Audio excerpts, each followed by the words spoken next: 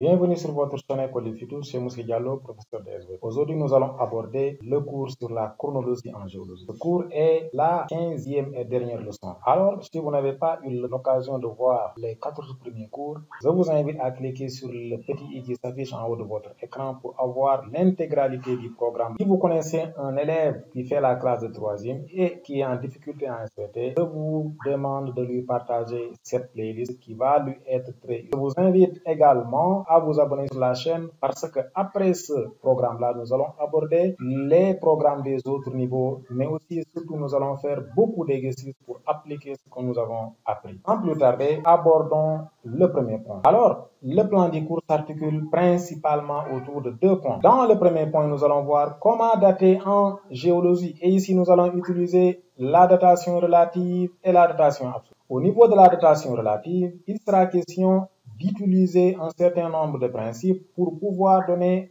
un âge approximatif à des formations géologiques. Ce sera l'occasion d'utiliser le principe de superposition, le principe d'identité paléontologique, le principe de recoupement. Après la datation relative, nous allons aborder la datation absolue. Et cette datation absolue-là permettra de donner un âge plus ou moins exact à une formation géologique. Et là, il sera question d'utiliser principalement la désintégration du carbone 14, autrement dit la radioactivité. Au niveau du grand 2, nous allons voir le découpage des temps géologiques depuis la formation du globe. Il y a eu un certain type d'événements qui ont permis le découpage des temps géologiques, notamment des événements géologiques, mais également des événements biologiques. Et c'est ce sur quoi les géologues vont se baser pour faire un calendrier des temps géologiques, c'est-à-dire depuis la formation du globe terrestre jusqu'à nos jours. À la fin de ces deux parties, je vais vous donner un bonus qui sera en rapport direct avec le cours. Alors, je vous demande de suivre la vidéo jusqu'à la fin pour pouvoir bénéficier de ce bonus. Abordons maintenant le grand 1 qui est la datation relative. Cette datation relative utilise un certain nombre de principes. Et le premier principe que nous allons voir ici est le principe de superposition. Le principe de superposition dit que un lit sédimentaire est plus jeune que celui qu'il recouvre et plus vieux que celui qui le recouvre. Dans un ensemble de lits sédimentaires, les lits se succèdent dans le temps. Voici une illustration du principe de superposition. Là-dessus, vous avez ce qu'on appelle des strates A, B, C et D qui sont superpositions de façon normale. On vous présente cette coupe géologique et on vous dit de faire la chronologie de la formation de ces différents éléments au cours du temps. Vous allez vous baser du principe de superposition qui dit que lorsqu'une couche sédimentaire est en dessous, elle est plus vieille que celle qui la recouvre. Lorsqu'une couche est au-dessus d'une autre couche, elle est plus jeune que celle qu'elle recouvre. Ici, cela signifie que la couche A est sous la strate B, qui est sous la strate C, qui est sous la strate D. En appliquant le principe, nous verrons que la strate A est plus ancienne que la strate B, qui est plus ancienne que la strate C, qui est plus ancienne que la strate D. Un autre élève pouvait dire que la strate D est plus jeune que la strate C, qui est plus jeune que la strate B, qui est plus jeune que la strate A. Vous pouvez encore utiliser des termes postérieurs et antérieurs. Passons maintenant au principe de recoupement. Le principe de recoupement dit que les couches sédimentaires sont plus anciennes que les failles ou les roches qui les recoupent. Voici une illustration du principe de recoupement. En effet, vous avez ici 6 couches. Vous avez la couche 1, la couche 2, la couche 3, la couche 4, la couche 6, 5 et enfin la couche 6.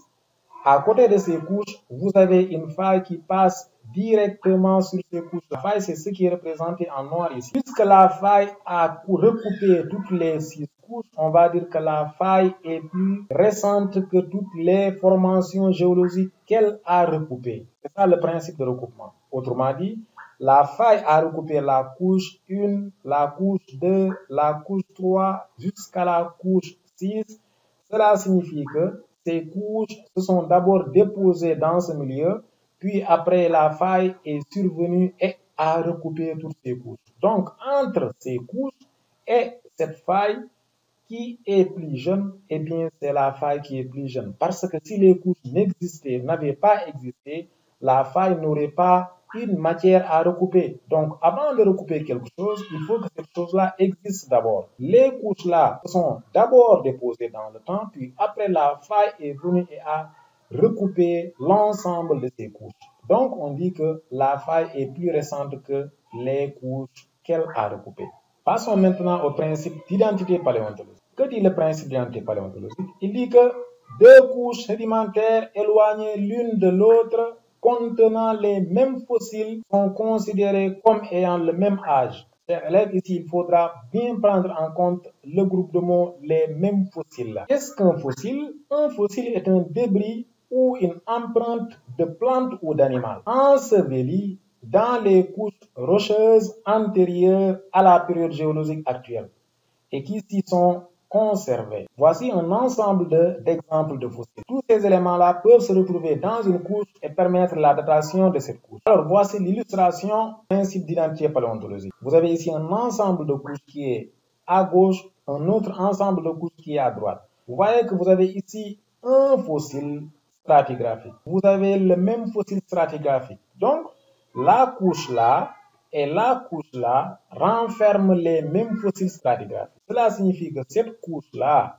et cette couche-là sont de même âge. La datation relative ne se limite pas ici. Il y a également d'autres types de principes, à savoir le principe d'inclusion, à savoir le principe de continuité, etc., etc. Mais nous, on va décider de s'arrêter seulement à ces trois principes. Cette datation absolue se base sur le principe de la radioactivité. Et il faut comprendre qu'en ce qui concerne ce principe de la radioactivité, on va faire un tout petit peu de chimie. Si un noyau d'atomes contient trop de neutrons et de protons, il est instable. Ici, c'est le terme instable qui nous intéresse.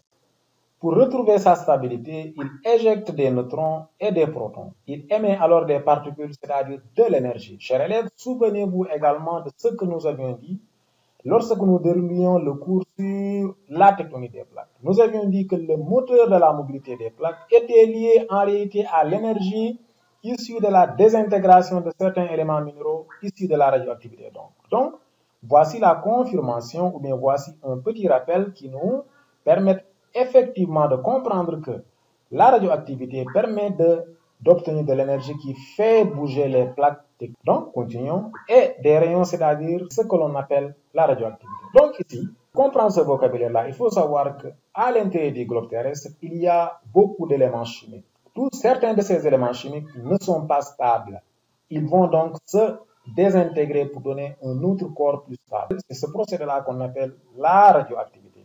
Donc, c'est à partir de cette radioactivité-là que les géologues vont se baser pour donner un âge absolu à une formation géologique, par exemple une roche ou bien une couche sédimentaire. Comment ça se fait concrètement? La datation du carbone 14 est basée sur la désintégration du carbone 14 en azote 14. Ce qu'il faut comprendre, c'est que notre organisme est composé essentiellement d'une matière. Cette matière-là est en réalité, en majorité, du carbone.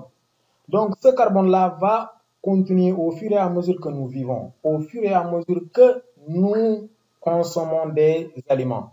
Au fur et à mesure que nous nous nourrissons, cette carbone 14 qui constitue notre matière va augmenter. Mais, à partir de la mort d'un organisme, cette quantité de carbone 14 ne va plus augmenter, mais au contraire va commencer à diminuer. Comment se fait cette diminution? Elle se fait avec une désintégration. Et dans le cas du carbone 14, 5730 ans après la mort d'un organisme, une moitié du carbone 14 va se transformer et devenir de l'azote 14. Cette transformation est appelée désintégration. Puis il va rester quoi? Il va rester une moitié du carbone 14. 5730 ans plus tard, la moitié qui restait va se diviser en deux. Une autre moitié va se désintégrer et donner de l'azote 14. 5730 ans plus tard, la moitié du carbone 14 qui restait va se diviser en deux. Une moitié va se désintégrer et donner de l'azote 14. Voilà pourquoi ici vous avez T qui correspond à la mort de l'animal, plus 5730 ans qui correspond à la période où demi-vie. C'est la moitié du carbone 14. Ici, regardez bien. À T égale 0, vous n'aviez que des points noirs qui symbolisent le carbone 14. Mais à T égale 5730 ans, vous avez autant de points noirs que de points verts. Les points verts représentent l'azote 14. Cela signifie que 5730 ans après la mort de l'animal, une moitié du carbone 14 qui constitue la matière de l'animal là est désintégré et est devenu azote 14. C'est pourquoi vous avez autant de points noirs que de points verts. 5730 ans plus tard, la moitié de carbone 14 qui restait va se diviser en deux. Une moitié va se désintégrer et devenir de l'azote 14, une autre moitié va rester carbone 14. Ce qui fait que si vous continuez avec ce schéma-là, vous allez voir que 11 460 ans, qui représente 2 fois 5730 ans, le nombre de points noirs a diminué. Le nombre de points verts a augmenté. Cela signifie que la moitié qui était restée ici est divisée en deux. Une partie s'est désintégrée, une autre partie est restée carbone 14. Si l'expérience avait continué, la moitié du carbone 14 qui reste ici va se diviser en deux.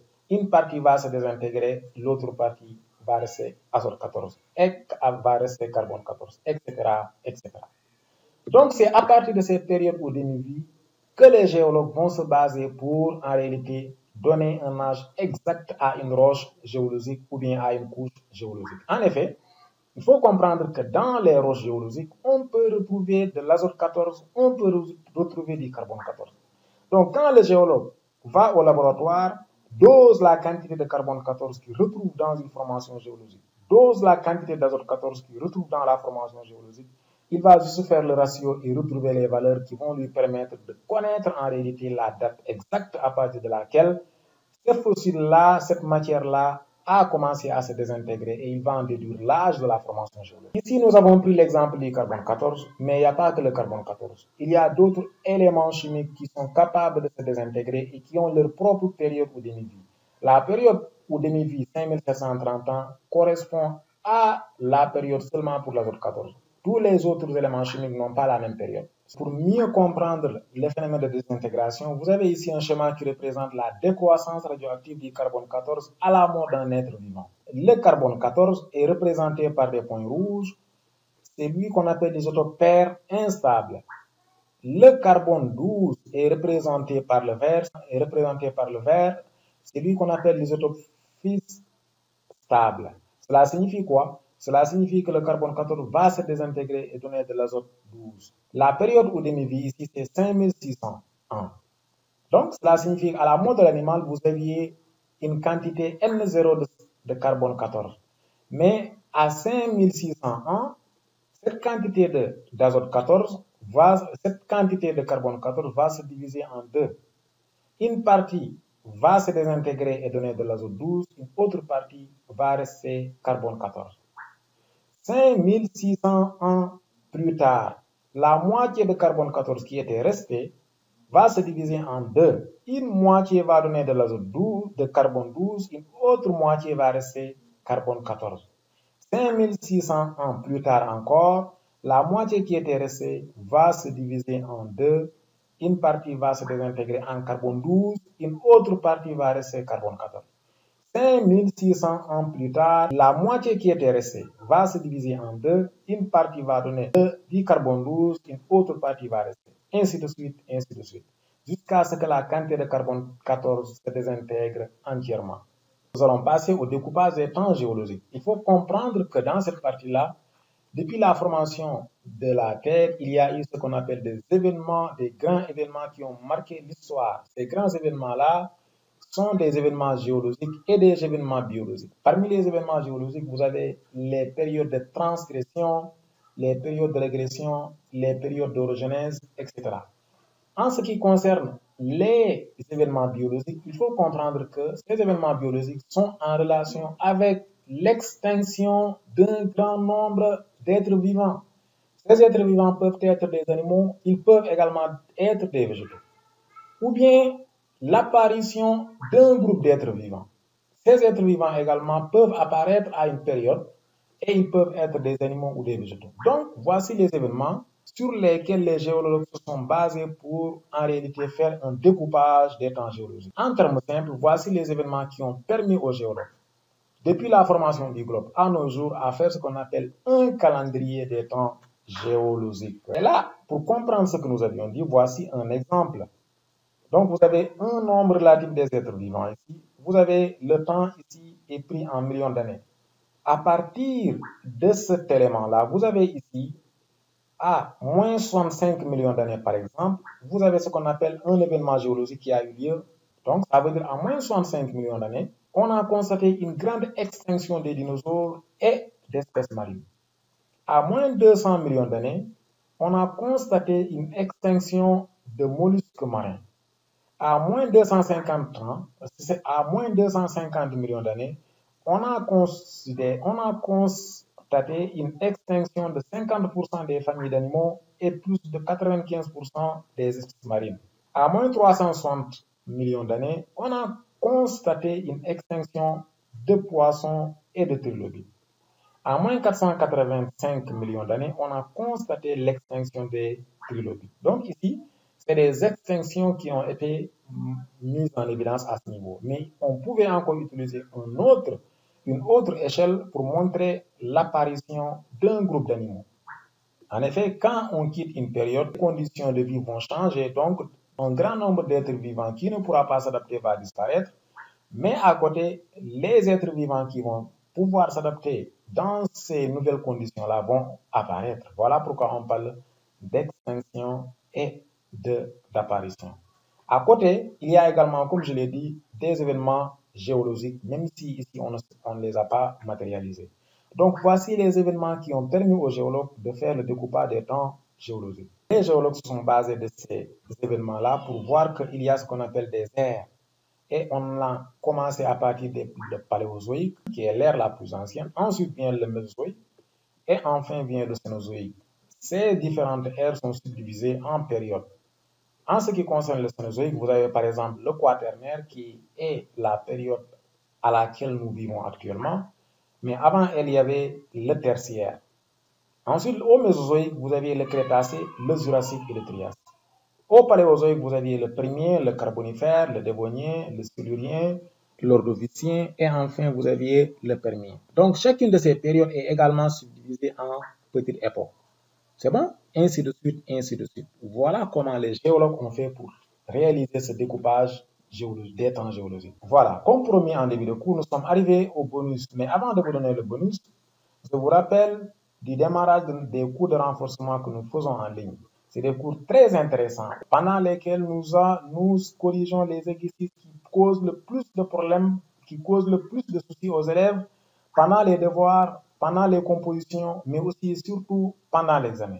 Donc, si vous voulez bénéficier de ces cours, il suffit juste de nous écrire par WhatsApp. Donc, le bonus d'aujourd'hui, il est là et il porte sur un exercice d'application. Première question. Dites-moi l'élément le plus récent entre les couches A, B, C, D. Première question. Deuxième question. Dites-moi l'élément le plus récent entre les couches A, B, C, D, l'intrusion magmatique, l'auréole de métamorphisme G et la faille F. Dites-moi quel est l'événement le plus récent et justifié. J'attends les réponses dans les commentaires. Alors, c'est la fin de la vidéo. Merci de l'avoir suivi. N'oubliez pas de vous abonner, de liker et de partager la vidéo. Merci et à très bientôt.